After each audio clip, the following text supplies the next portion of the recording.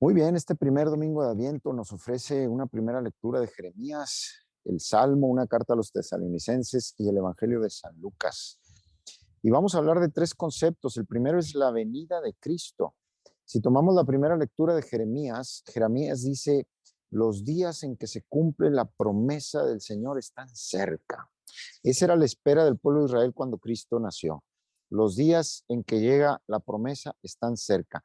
Van a ser un vástago que traerá justicia, traerá derecho. ¿Cómo se llama? Judá, Israel, vivirán en justicia, vivirán seguros, vivirán a salvo. O sea, es un mensaje de esperanza, es un mensaje de amor, es un mensaje de gozo. Y claro, nace el niño Jesús y ¿qué nos trae la Navidad? Gozo, esperanza, liberación. Nos ha nacido un niño, ¿no? Entonces, esta lectura es perfectamente en el contexto de la espera de Jesús niño. Pero hay tres grandes venidas, los padres de la iglesia hablan de ellas.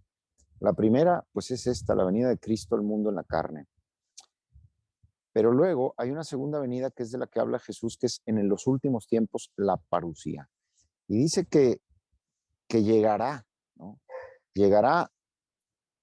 Jesús nos dice, cuidado, o sea, habrá señales, pero no se despisten en vicios y en preocupaciones, y en las preocupaciones de esta vida, fíjense, no solo en vicios, no solo en cosas malas, sino también en preocupaciones de esta vida que no nos van a permitir encontrarnos con ese gozo del Señor cuando llegue el último día. Y alguno dirá, pues digo, yo al menos lo pienso, digo, pues sí, pero ese último día, pues quién sabe cuándo llegará, ¿no? Pues sí, pero y ahí entra la tercera venida, que es cuando venga a recogerme a mí. Aunque el fin del mundo sea dentro de miles de años, a mí me van a ir a recoger dentro de algunas décadas. Entonces, esa es la tercera venida. Y nos dice el Señor, cuídense, no se despisten con vicios, no se despisten con preocupaciones de esta vida. Se acerca su liberación. Yo vengo a liberarlos. Algunos morirán en angustia. Es fuerte esto, porque dice el Señor, algunos morirán en angustia.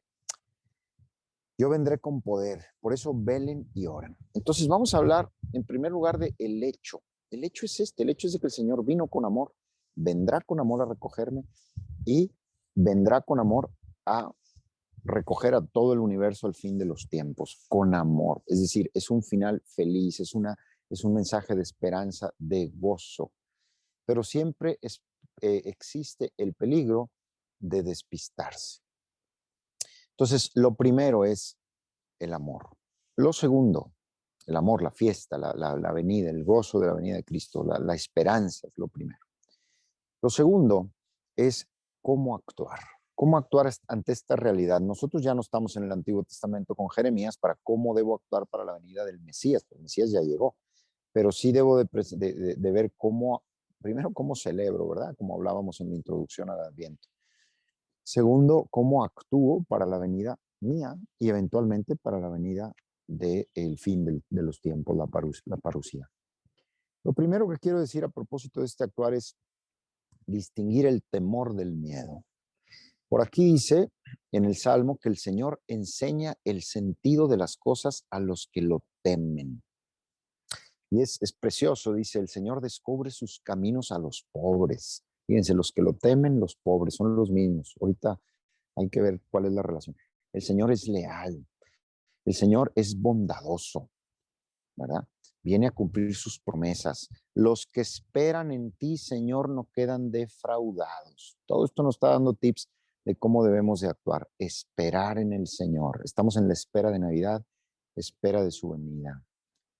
Nunca quedan defraudados los que esperan en ti, porque el Señor es leal, es bondadoso. ¿Qué es el temor de Dios? Es uno de los 7 dones del Espíritu Santo. Muy diferente al temor o miedo a Dios. El temor o miedo a Dios viene del enemigo. Es una tentación para que vivamos mal, para que vivamos asustados, con angustias. Eso nunca jamás viene del Espíritu Santo, del amor de Dios. El temor de Dios, en cambio, es esa virtud, esa sabiduría que nos da el Espíritu Santo para decir, oye, no puedes jugar con esto es muy serio. No puedes darle espalda a Dios, no puedes quedarte sin Dios. Si ustedes quieren, a mi modo de ver, una forma sencilla de explicar qué es el temor de Dios, es el sano miedo de quedarme sin Dios. Porque si me quedo sin Dios, entonces sí, es esa muerte en la angustia de la que hablaba Jesús. El temor a despistarme, ¿verdad? El temor pero es un temor en el amor, es un temor en la paz, es una prudencia, es una sabiduría, no es una angustia, no es una angustia. La angustia no es del Señor. Y luego dice el Señor, velen y oren. Entonces, si yo tengo un sano temor de Dios de quedarme sin el Señor, de quedarme sin los beneficios del Señor, de quedarme sin el amor del Señor, entonces velo y oro. Vamos a hablar de este velar y orar, de este orar y vigilar. Orar es fundamental. Me parece que es un santo, pero ahora mismo no me acuerdo si es San Alfonso María de Lugori, es el que decía que la oración no solo es necesaria para la santidad, sino que es necesaria para la salvación. Muy fuerte esta expresión. La oración es necesaria incluso para la salvación. La oración es el momento en que Dios me comunica su amor, su sabiduría, su fortaleza. Dice la carta a los tesalonicenses, ya conocen ustedes las instrucciones del Señor. Fortaleza les dará hasta que Jesús vuelva. ¿Cuáles son las instrucciones del Señor? Velen y oren. ¿Qué dice San Pablo? Si ustedes siguen las instrucciones del Señor, Él les dará fortaleza hasta que Jesús vuelva. El Espíritu les dará fortaleza. Entonces, en la oración, el Señor nos da fortaleza, nos da consuelo, nos da sabiduría, nos da discernimiento para saber qué es lo mejor para nosotros, para nuestra familia. La oración nos hace vivir en paz.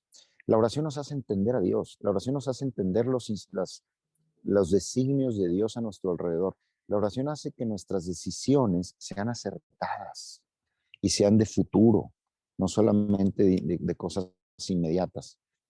La oración es todo, queridos amigos. La oración es vivir corazón con Dios. Dice Santa Teresa, no consiste en hablar mucho, sino en amar mucho. La oración hace que nuestra mente y nuestro corazón sean cada vez más conformados al corazón y a la mente de Jesús y del Espíritu Santo y de Dios Padre y de María.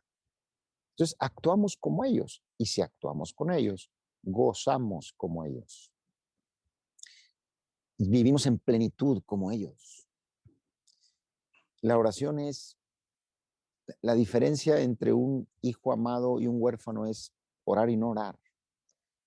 Lo podemos decir de muchas formas. La diferencia entre una persona que tiene sentido de pertenencia, que está seguro en su casa, que tiene todo lo necesario, a una persona que está extraviada, un inmigrante que el pobre no sabe ni dónde va a dormir. La diferencia es la oración, desde el punto de vista espiritual, ¿verdad? Son analogías. La oración entre una persona angustiada y la diferencia entre una persona angustiada y una persona con paz es la oración. Entonces, por eso Jesús nos dice, oren. El que está unido a la vid da fruto. ¿Qué significa estar unido a la vid? Significa orar y hacer la voluntad de Dios, estar unido a Dios. Y luego vigilar, no ponerse en ocasión de desviarse de pecado. Miren, ¿qué pasa cuando haces dieta? ¿Qué pasa cuando haces dieta? Si tú andas activo, lejos de la cocina y del comedor, ni cuenta te das que no has comido. Y puedes dejar de comer varias horas y comes nomás lo necesario y te vas de ahí. Pero si estás en comida, dices, no, pero yo estoy a dieta, pero yo no voy a comer. Acabas comiendo, porque ahí están las cosas y te insisten, mira, está buenísimo esto. Dices, bueno, total, camaroncito, total, un pastelito, total, porque está aquí, estás en ocasión. Yo creo que todos hemos tenido esa experiencia. Si estás sentado en la mesa y la comida circula, pues te la acabas comiendo. Si en cambio dices, lejos de mí la cocina, lejos de mí el comedor, lejos de mí las fiestas y comidas sociales, porque estoy a dieta, ni te duele la dieta, ni te duele, y te sientes muy bien. Pues miren, con el pecado es igual. Personas que me están insistiendo, ándate, cómetelo, pues mejor no voy a comer con esa persona. Personas que me inducen a cosas que me hacen daño, lugares, horarios, instrumentos, velar, vigilar, ser muy sensatos y decir, no voy a estar cerca de aquello que me hace despistarme, entrar en vicios de cualquier tipo. Hay vicios muy graves, hay vicios menos graves, pero a fin de cuentas son vicios todos. El vicio del chisme, el vicio de la mentira, el vicio, alejarme de esas situaciones. Eso es vigilar, es entender que soy limitado, que puedo caer. Mejor me mantengo a salvo, en paz. Vigilar y orar. Esperanza, miedo y temor. La diferencia muy importante. Y vigilad y orar. Que Dios nuestro Señor nos bendiga y nos ayude a prepararnos a este gran misterio de Belén en este primer domingo de Adviento. Que Dios los bendiga y nos vemos la siguiente semana.